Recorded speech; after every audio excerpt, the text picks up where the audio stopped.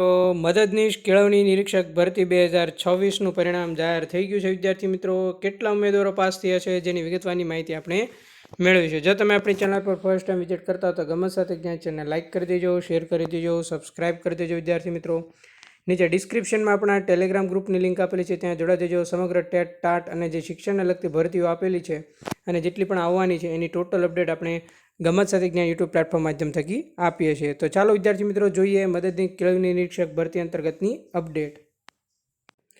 તો વિદ્યાર્થી મિત્રો, મદદની કેળવણી નિરીક્ષક અંતર્ગતનું આજે નોટિફિકેશન આવ્યું છે. એમાં 100% સાચી માહિતી આપવામાં આવી છે કે કેટલા ઉમેદવારો પાસ થયા છે. ઓફિશિયલ છે એ ઓફિશિયલ ડિક્લેર થઈ ગયું છે. વિદ્યાર્થી મિત્રો, AEIAT વર્ગ 3 પ્રાથમિક શાળામાં સીધી ભરતી માટે 2026 છે.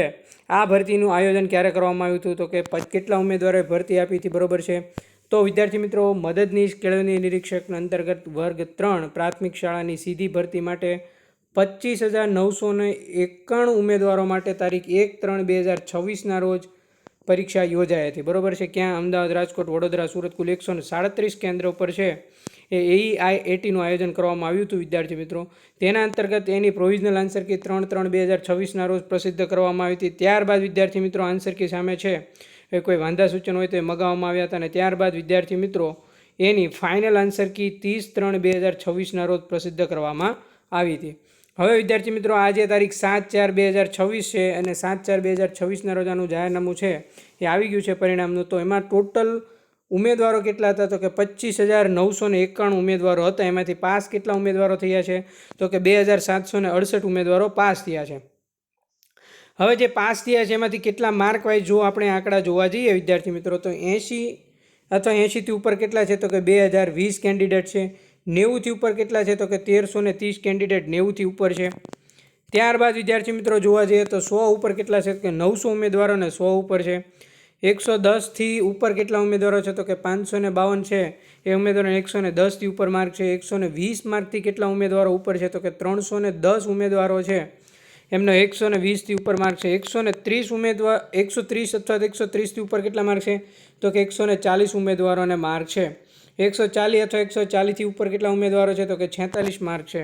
અને 150 અથવા 150થી ઉપર ટોટલ 8 ઉમેદવારોના માર્ક છે. ક્લિયર છે વિદ્યાર્થી મિત્રો? હવે જે પરીક્ષા યોજાઈ હતી એમાં જનરલ કેટેગરીના ઉમેદવારો માટે 40% ગુણ એટલે કેટલા માર્ક થયા? 80%. અને ત્યારબાદ જેટલા પણ અનુસૂચિત જાતિ, અનુસૂચિત જનજાતિ, સામાજિક શૈક્ષણિક રીતે 50, ફિઝિકલ હેન્ડીકેપ, પછી ત્યારબાદ આર્થિક રીતે નબળા ઉમેદવારો હોય એણે ઓછામાં ઓછા 35% ગુણ એટલે 70% ગુણ છે એ મેળવેલા હતા. એ મેળવેલા હશે એ જ ઉમેદવારોને આમાં પાસ કરવામાં આવ્યા છે વિદ્યાર્થી મિત્રો, બરોબર છે.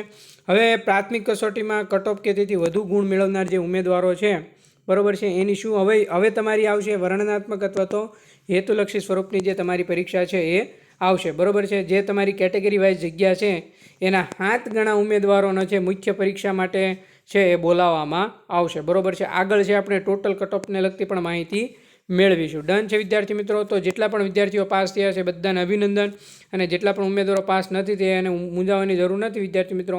હવે જે કંઈ પણ આગળની ભરતી આવશે એની તૈયારી કરવા લાગજો. એની ટોટલ અપડેટ આપણે છે એ ગમત સાથે જ્ઞાન યુટ્યુબ પ્લેટફોર્મ થકી આપીશું. જેટલા પણ 2768 એટલે 2,768 ઉમેદવારો પાસ થયા છે બધાને અભિનંદન. જેટલા પણ નથી તેણે નેક્સ્ટ આપણે ભૂલ ક્યાં પડી છે એનું આપણે સ્વમૂલ્યાંકન કરવું જોઈએ અને ભૂલ સુધારવાની આપણને એક તક મળી છે. તો નેક્સ્ટ ભરતી જે કંઈ પણ આવે એમાં આ ભૂલ રિપીટ ન થાય એનું ધ્યાન રાખજો. આશા રાખું છું વિદ્યાર્થી મિત્રો તમને વિગતવારનો વિડીયો અથવા માહિતી સારી લાગી છે. માહિતી સારી લાગી હોય તો લેક્ચરને લાઇક, શેર અને સબસ્ક્રાઇબ કરવાનું ભૂલતા નહીં. તમારા બધા જ ગ્રુપમાં આપણા લેક્ચરની લિંક મૂકી દેજો જેથી વધુ વિદ્યાર્થીઓ છે એનો લાભ લે. થેન્ક યુ મિત્રો. જય હિન્દ, જય ભારત.